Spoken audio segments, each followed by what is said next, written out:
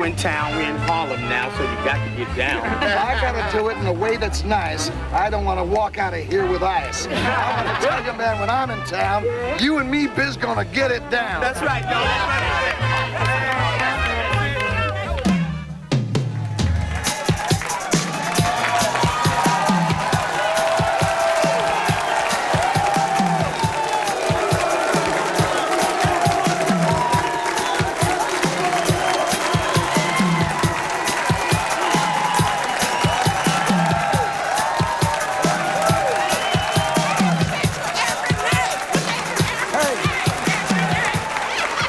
What has become of the dream? The dream of Martin Luther King spoke so many years ago about. Has the dream of the 1960s become the nightmare of the 80s? Or has the dream simply been deferred, awaiting new leadership and inspirations? Tonight, we have some of the black leaders of today, from Roy Innis of CORE to the Reverend Al Sharpton.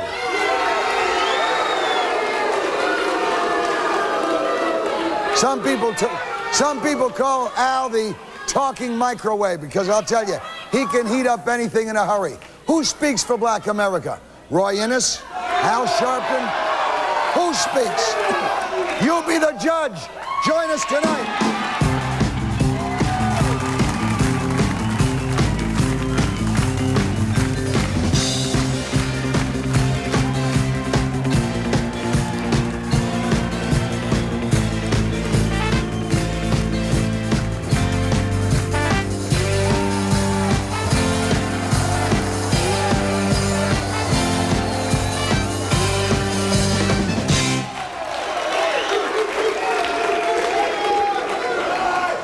One of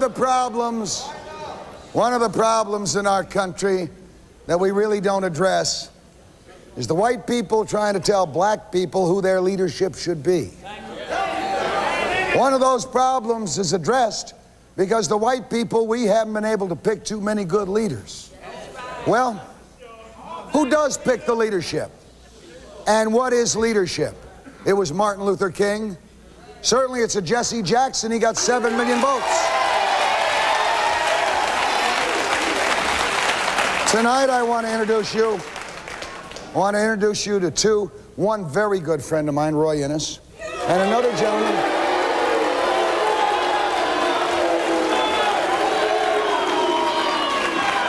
And the interesting dichotomy of it all, another good friend, Al Sharpton.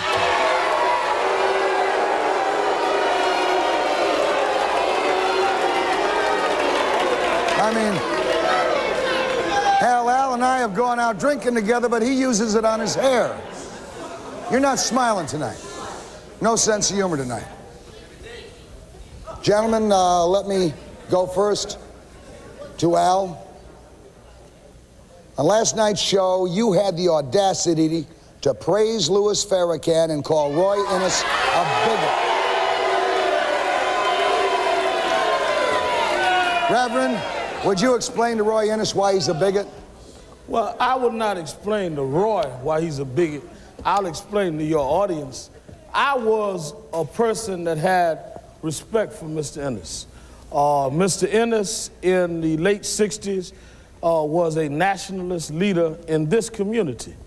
And many of the things that I praise Farrakhan for now, in terms of self-help programs and in terms of having integrity, Mr. Innis represented.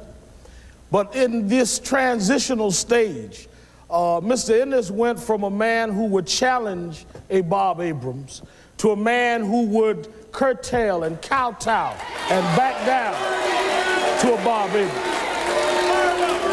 Just 2 years ago, Mr. Innis and I were friends when a lot of ex-Corps members were making allegations. But when one bum, who he knew was a bum, tried to turn on us, Roy, in his assignment, embraced them. Because anything that goes against our community, whether it's Bork, whether it's Bernard Goetz, whether it's Tawana Brawley, Roy Innis takes the other side. I feel feel that if Mr. Abrams, who has an active investigation on Roy, who Roy has said to me is using a Jewish plot against him, if Mr. Abrams and the IRS can make you get on your knees, Roy, fine. That's your problem. You should shut up and let those of us that have enough guts to stand up and fight, stand up and fight. Because there's some of us that investigations and indictments and the rest don't mean anything to. How you can go from a critic of Bob Abrams to an apologist of Bob Abrams makes you suspect at best and a sellout in fact. Roy, how does it feel to be classified as a bigot after a lifetime of fighting for civil rights? I will say that I'm probably one of the... Now, please zip it. We're going to let everyone talk tonight, and that's what the loudmouths are for. Let these guys talk first. Go ahead. I'm one of the few non-bigoted black leaders around, I will say. Let me state now, let's deal with the facts. Let's go to the record. Tonight, we want to deal with the records and the facts. Please do it. On this program, your program, you heard me, you have me on tape defending this man. Recently, even after the shenanigans with him and the other That's soldiers. a lot of crap. No, This no, man- brother, that's you a lot had of your crap. chance. That's a lot of crap. Brother, And I got brother, it. no, And I got it. hell no. I got it. Oh, hell no. I got it.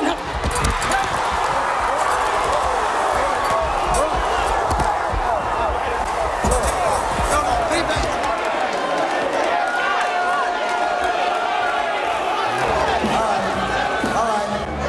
Please, we're going to continue with the show. We're going to continue with the show. We're going to be cool. We're going to go to a break. We'll be right back.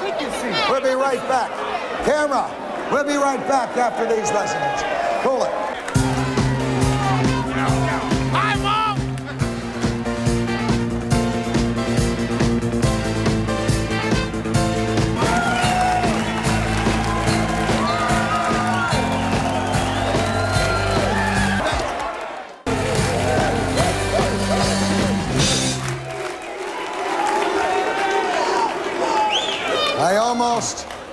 I almost feel like saying welcome back to the wide world of sports.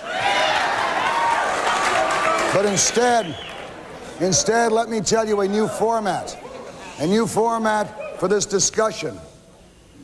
This discussion will be conducted by these two gentlemen, each one having 5 minutes of his time, and then we'll go to the audience for questions for each of these gentlemen. I would ask that Reverend Sharpton be able to call the coin for who goes first. But first, let me say this. We are continuing. Mr. Innis and I have agreed. Please, listen. That I'm not going to, in Harlem, have anybody Zip it, go man, through or a thing beat it. with bringing in the police from the outside. So we've agreed to have a benefit match A benefit in boxing September match. in which whoever wins that organization gets the money. So Roy, get ready for a righteous butt whipping from me.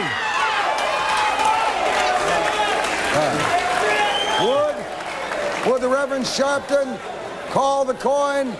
Would the Reverend Sharpton Heads. call the coin for the opening? Heads is called. And it is heads. Reverend Sharpton will say what he has to say in the next. Luther King spoke.